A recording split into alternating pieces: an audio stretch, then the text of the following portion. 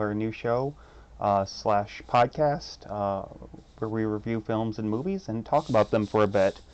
Uh, anyway, my name's Daniel Seymour, and I'm here with my father, Jerry Seymour. Say hi, Dad. Hello. And as you can tell by the first picture you're seeing up here of the original poster, we're reviewing the first Evil Dead film. First off, and my cat just knocked over my water. Uh, sounds about right. Uh, well, anyway, since things are working now, let's just keep going. Uh, anyway, we saw this at the drive-in. It was showing Evil Dead 1 and 2 on it. It was my second time seeing this. It was my father's first time, I believe. And I guess we're going to talk a bit about the experience of going to the drive-in first. I found it really weird that people brought their kids to go see this movie. Didn't you? Yeah, I think that's true. Uh, Clearly, it was a movie that's known for its gore, and in fact, that's what Sam uh, Raimi? Raimi originally produced it for. He and his friend Bruce Campbell, who's the main star in the film, got together when they were in college, and they started going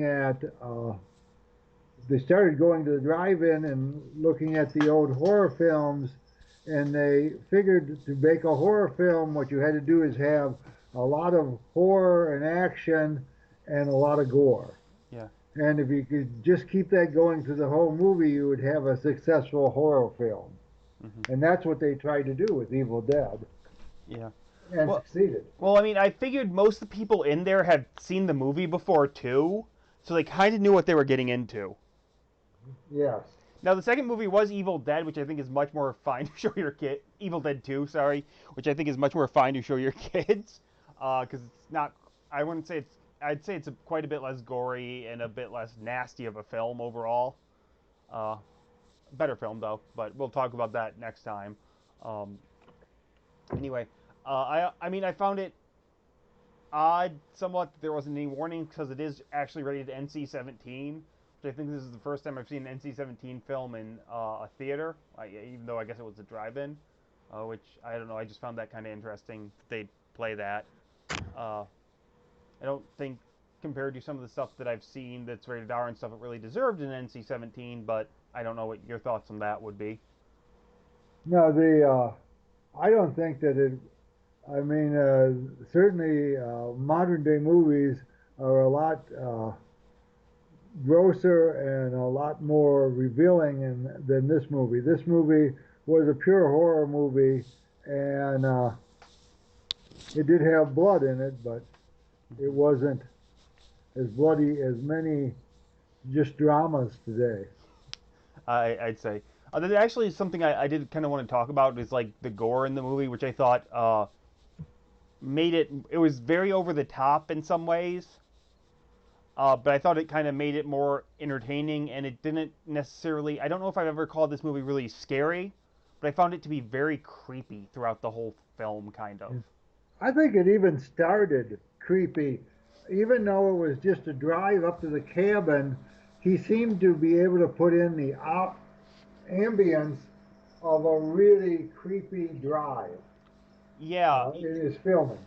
yeah. I was gonna say it had the what is it? It had like you started off, I think, kind of with the drive as well as with that like first-person view of the whatever the monster thing is that goes in the second film too. You never really see it.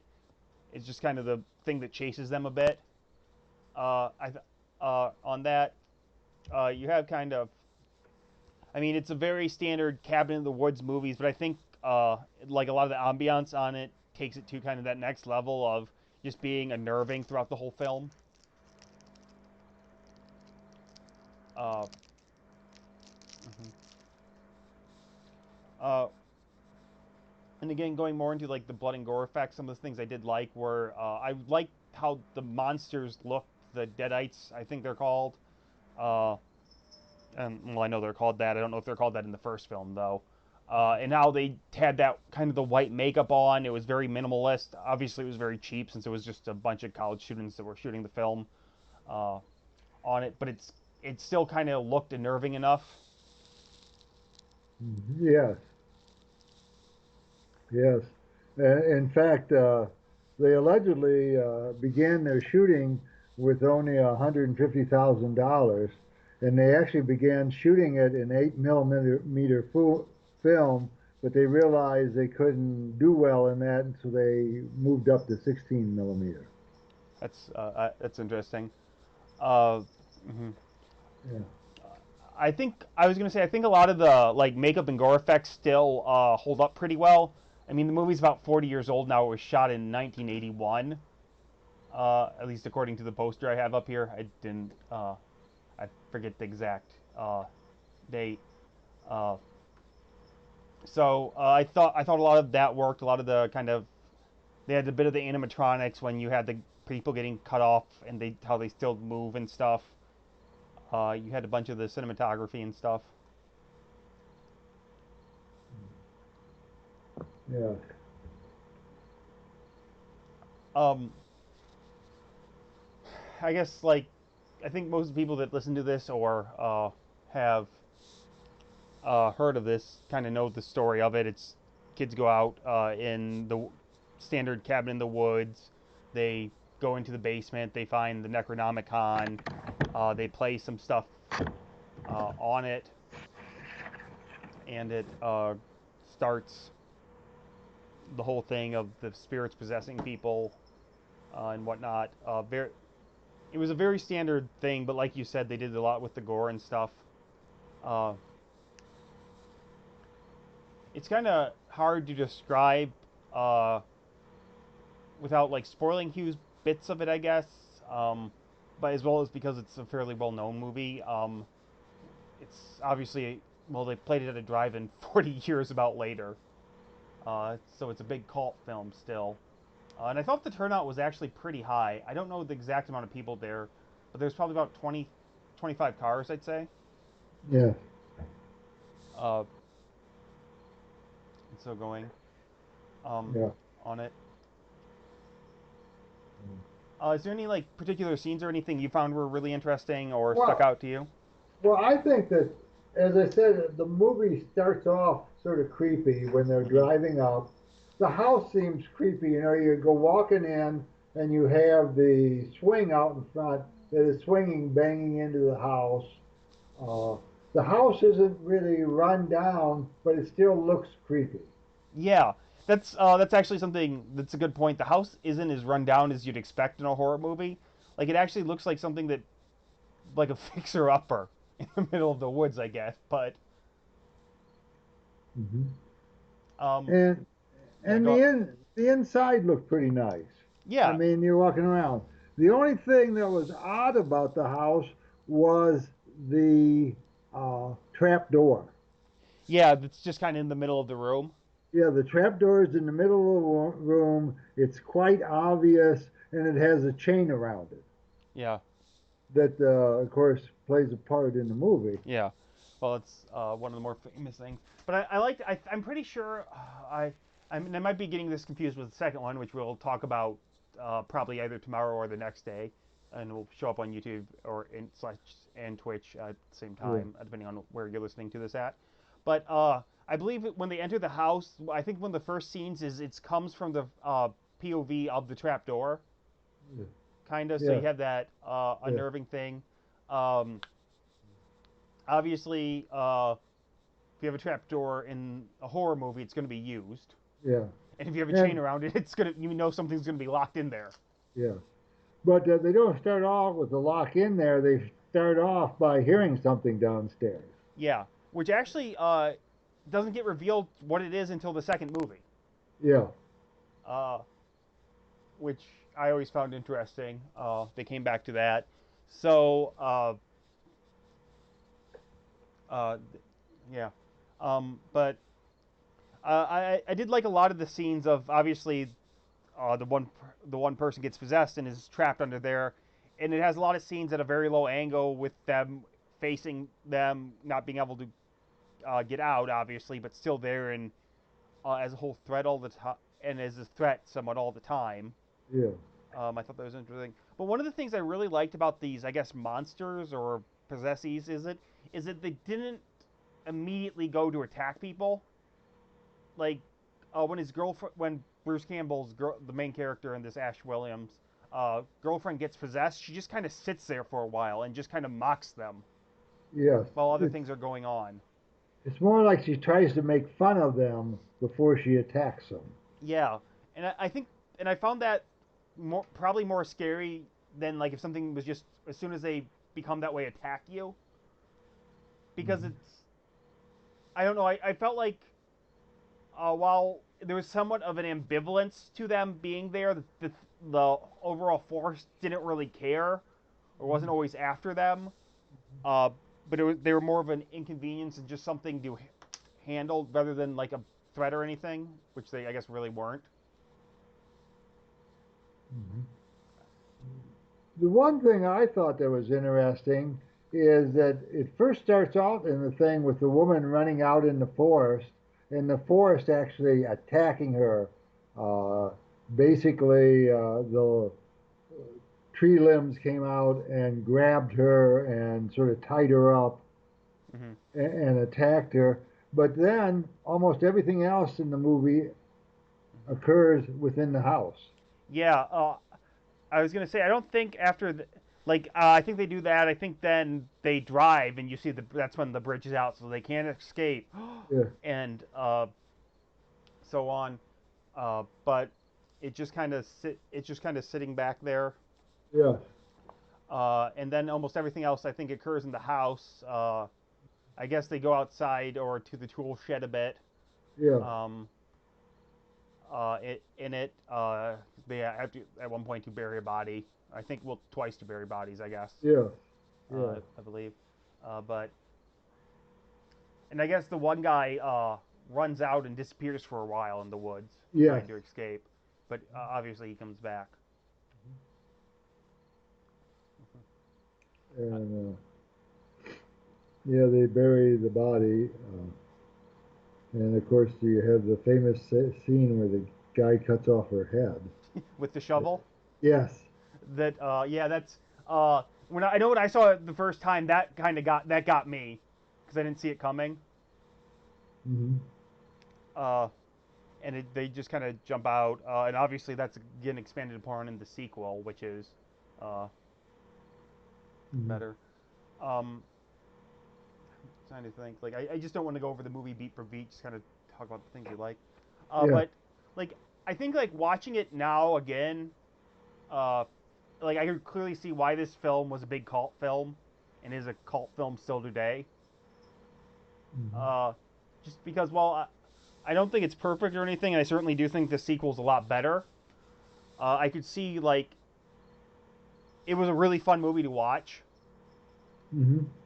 I found it really enjoyable. I found it interesting. I found it, like we said, very creepy, very nerving, very well shot Hmm. for that. These guys were all out. This is basically their first time. Yeah, Uh, like I said, Raimi, Raimi had done a short movie basically of this movie uh, that was, yeah, that was used to raise money, I think, right? yes, Yeah. but it was basically a short view of this movie. Hmm. It was called Within the Woods, which was done in just 3 years before they actually put out this movie.